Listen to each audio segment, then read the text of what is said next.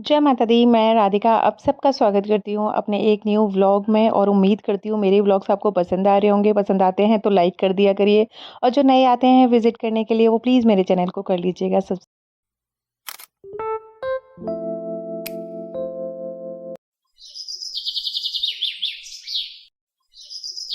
जय माता दी, good morning, नमस्ते गाइज़, कैसे हैं आप सब? उम्मीद करती हूँ सब लोग बहुत बढ़िया होंगे।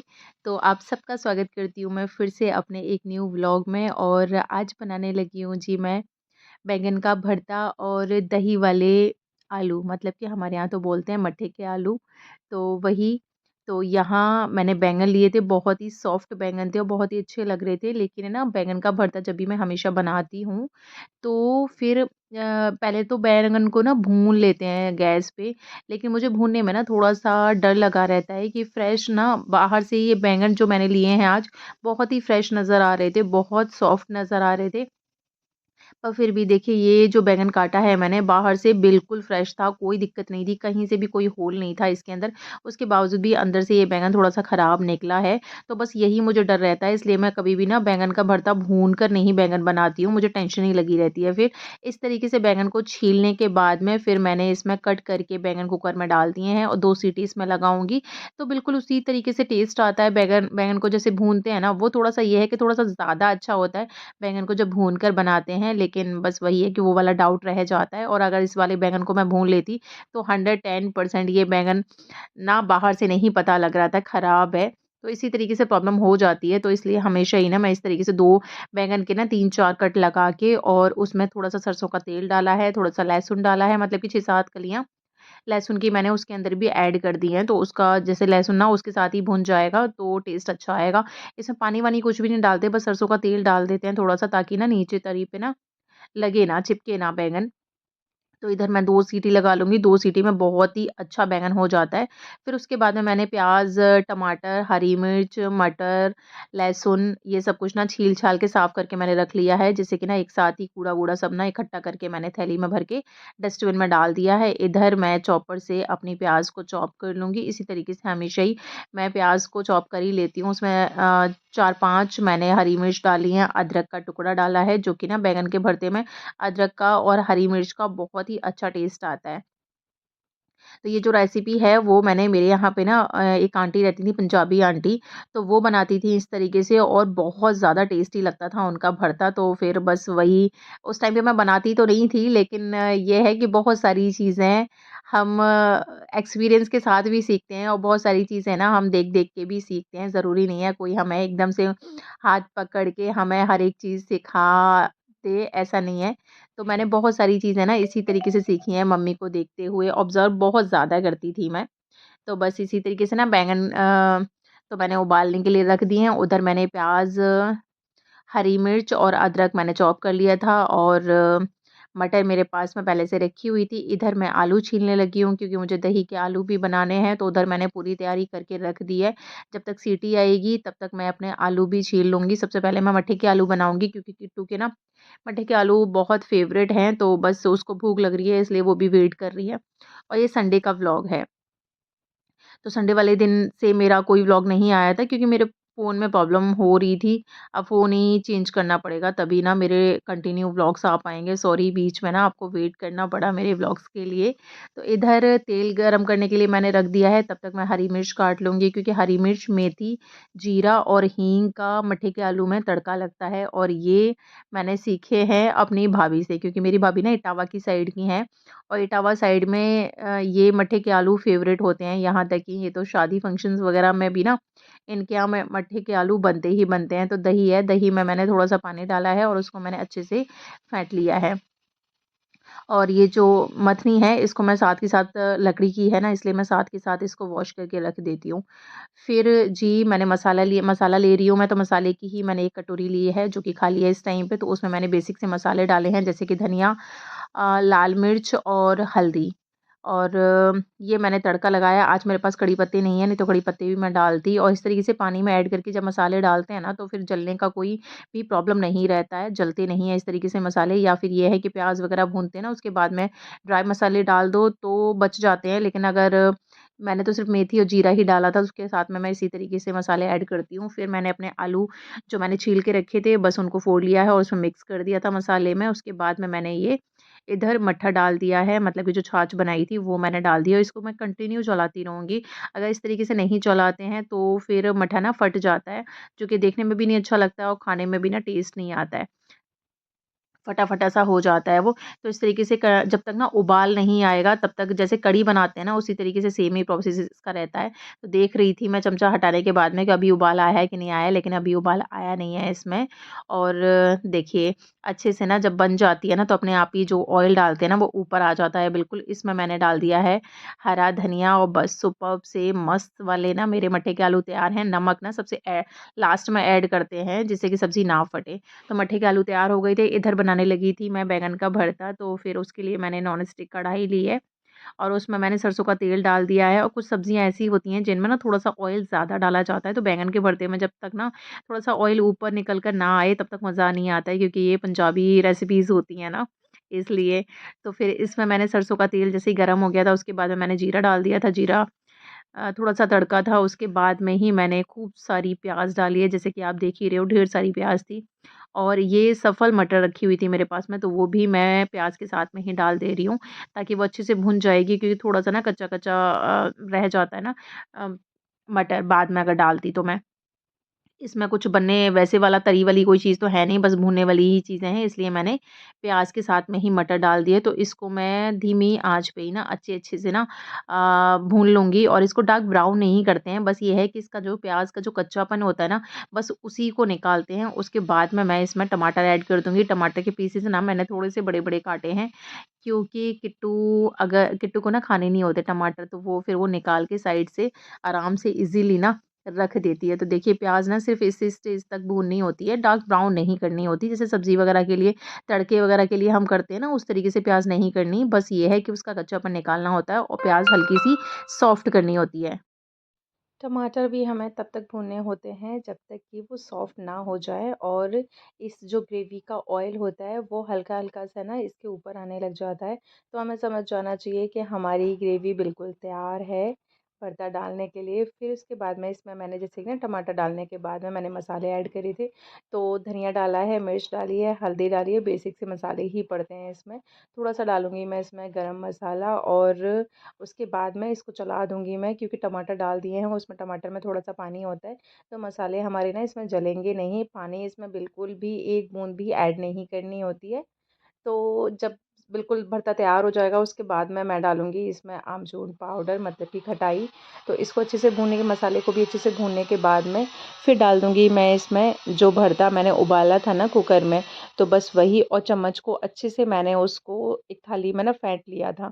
जैसे बीज तो बिल्कुल थे ही नहीं, क्योंकि बहुत ही सॉफ्ट बैंगन थे और बिना बीज वाला जो बैंगन होता है ना उसमें बीज कम निकलते हैं, उसका भरता।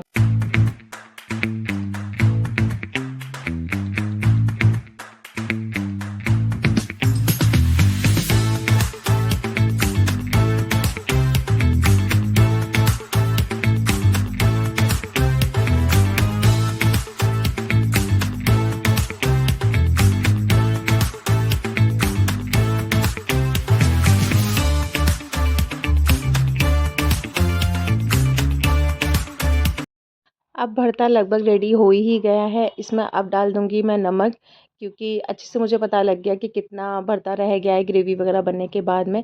तो नमक हमेशा इन्हें सब्जियों में मैं लास्ट में ही ऐड करती हूँ, क्योंकि उससे पूरा अंदाज़ा हो जाता है, तो कम ज़्यादा का कोई भी झंझट नहीं रहता है। और ये चलाने के बाद में मैं इसमें थोड़ा-सा अमचूर पाउडर भी डाल दूँगी और हरा धनिया डाल दूँगी। बस जी, अब है हमारा भरता बिल्कुल रेडी खाने के लिए। और ये जो ग्रेवी डालते हैं बैंगन वाली, तो भरता जो डालते हैं बैंगन, तो वो थोड़ा-सा और चलाना होता है जब तक ना हमारा ऑयल बिल्कुल टमाटर प्याज़ से छूट जाता है, तो समझो हमारा भरता बिल्कुल रेडी है पंजाबी स्टाइल।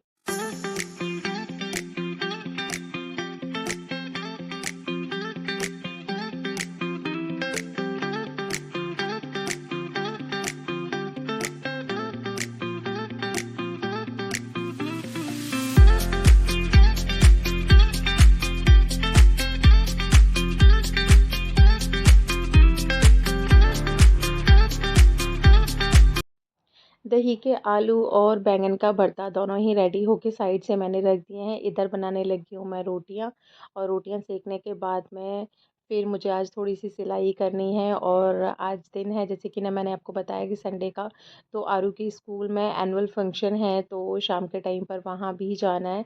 और बस ये खाना पीना खा के ना ये भी अपने मम्मी पापा से मिलने के लिए जा रहे हैं गाँव। तो ये निकल जाएंगे, फिर शाम को मैं और किट्टू ही जाएंगे आरू के एनुअल फंक्शन में। और आरू ने ना पार्टिसिपेट भी किया है, तो उसका डांस भी है, और उसका फर्स्ट में ही, मतलब कि पहला डांस आरू का ही है। तो हमें टाइम से भी पहुंचना पड़ेगा, और आज रात तो होनी ही होनी है। तो बस आज का मेरा यही काम धाम का रूटीन था, फटाफट से मैं काम में लगी हुई थी। और भाई दूज के तीसरे चौथे दिन ना मैं कुछ सूट भी लेकर आई थी, जिसमें से कि एक सूट की मुझे सिलाई करनी है, कटिंग मैंने कर चुकी हूँ, और कुर्ती की कटिंग कर चुकी हूँ। तो आज बस मुझे वही स्टिच करना है। तो इधर मेरी रोटियां भी बन गई थी, उन पर मैंने घी भी लगा कर रख दिया है, क्योंकि गरम गरम रोटियों पे घी आराम से लग जाता है, ठंडी हो जाती है फिर थोड़ा सा सही नहीं लगता है, अच्छा सा नहीं लगता है। तो इधर मेरी किचन भी साफ़ हो गई थी, साथ के साथ हैंड टू हैंड मैं, जैसे कि आपको हमेशा ही पता है कि मैं किचन को क्लीन कर ही देती हूँ। तो इधर मैंने गैस चूल्हा भी साफ़ कर दिया। गैस चूल्हे को ना खाना बनाने के तुरंत बाद नहीं साफ़ करना चाहिए, ऐसा मेरा दादी बोलती थी। तो बस मुझे रोटियां वगैरह मैंने लगाई थी, और मैंने स्लेब साफ़ कर दी थी। उसके बाद में चूल्हा थोड़ा ठंडा हो गया था, जैसे बोलते हैं ना गरम गरम चूल्हे को कभी भी साफ़ नहीं करना चाहिए। तो आराम से 15-20 मिनट मुझे हो गए थे। तो यहाँ मैंने अपना चूल्हा भी साफ़ कर दिया है। चूल्हा साफ़ करने के बाद मैं चली जाऊँगी मैं नहाने के लिए। बनाने के तुरंत बाद ही मैंने चकले को ना सिंक में गलाने के लिए रख दिया था। तो वो सबसे पहले मैंने वॉश कर दिया है, क्योंकि जूठे बर्तनों में चकले को कभी भी नहीं डालना चाहिए। तो वो मैंने साफ़ करके ऊपर रख दिया है। कांच की प्लेट थी, वो मैंने वॉश कर दी है। साथ के साथ मेरी पूरी किचन हो गई है क्लीन, और चकले को साथ के साथ ही मैंने अंदर रख दिया है, क्योंकि कांच का है, तो पत्थर का है सॉरी, तो वो टूटने टाटने का ना थोड़ा सा डर रहता है। तो कांच के बर्तनों को, पत्थर के बर्तनों को तो सबसे पहले ही मैं क्लीन करके बाहर की साइड में रख देती हूँ। तो इधर मेरा किचन का काम तो हो गया है जी, बिल्कुल ख़त्म। अब बस नहाने के बाद में पहुँचना है मुझे सिलाई करने के लिए।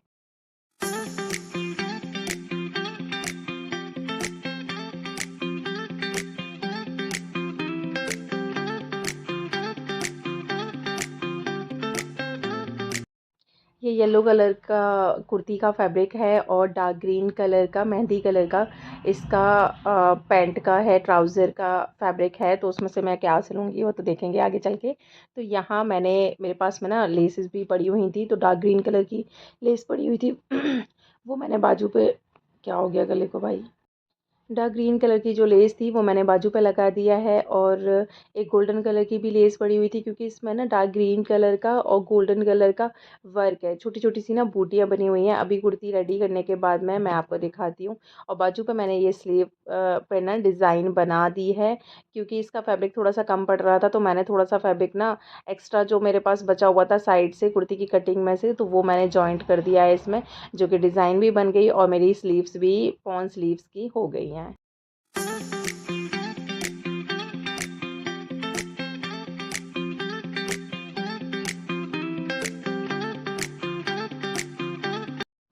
ये हो गई है जी हमारी कुर्ती बिल्कुल रेडी। तो मुझे नहीं पता वीडियो में अच्छे से क्लियर दिखाई दे रही है कि नहीं दिखाई दे रही है, लेकिन सामने से कुर्ती बहुत सुंदर लग रही थी। ये स्लीव्स की डिज़ाइन बना दी है मैंने, बीच में ये स्लिट बनी हुई थी, इसमें अटैच थी, तो वो साइड से अटैच थी, तो मैंने उसको बीच में लगा दिया है। नेक पे मैंने लगा दी है पाइपिंग, और 1-2 दिन में इस कुर्ती को मैं पहनूंगी तो फुल लुक इसका आपको दिख ही जाएगा। तो कुर्ती रेडी होने के बाद में फिर मैं खुद भी रेडी हो गई थी, और अब आ गए हम आरू के स्कूल में। और अभी टाइम तो हो रहा है 5:30 पौने 6 बजे का, लेकिन अभी मौसम चेंज हो गया है ना, तो थोड़ा सा जल्दी से अंधेरा हो जाता है। तो ये हूँ जी मैं। और आज मैं ज़्यादा वीडियो नहीं शूट कर पाई थी, क्योंकि आज वहाँ बहुत ज़्यादा भीड़ भाड़ थी, थोड़ा सा ना ऑकवर्ड लग रहा था इसलिए। तो अंदर की साइड में थोड़ा सा ज़्यादा अंधेरा लग रहा था, बाहर ये पूरा ग्राउंड है, 3 स्टेज थी। और आरू का डांस, जैसे कि मैंने आपको बताया ही है कि आरू का पहला डांस है, तो हमें बिल्कुल टाइम से ही आना था। तो उसका अभी ये आ गया है। तो यहाँ डांस स्टार्ट हो गए थे, और फिर उसके बाद में हमें फ्री होते होते टाइम हो गया था पौने 10 बजे का, पौने 10 बजे के अराउंड हम लौट कर आए थे। और आरू का डांस ना लाइव तो क्लियर दिख रहा था क्योंकि स्टेज थोड़ा-सा दूर पड़ रहा था। हम लोग जबकि ना फ्रंट पर ही बैठे थे, ज़्यादा दूर नहीं बैठे थे, तो ये इसी में आरू था डांस में। तो ये था मेरा आज का व्लॉग। उम्मीद करती हूँ मेरे व्लॉग्स आपको पसंद आ रहे होंगे। अगर मेरे व्लॉग का कोई भी पार्ट आपको पसंद आता है तो वीडियो को लाइक करना मत भूला करिए। और जो नए आते हो मेरे चैनल पे विज़िट करने के लिए, वो प्लीज़ मेरे चैनल को कर लिया करिए सब्सक्राइब। और अब तो एक ही सब्सक्राइबर की ज़रूरत है मुझे 1000 सब्सक्राइबर्स होने में, तो प्लीज़ फटाफट से कर दीजिए। और थैंक यू सो मच आप लोगों के सपोर्ट के लिए। मिलते हैं फिर इसी तरीके की वीडियोस के साथ में, तब तक अपना ध्यान रखिए। Till then bye bye.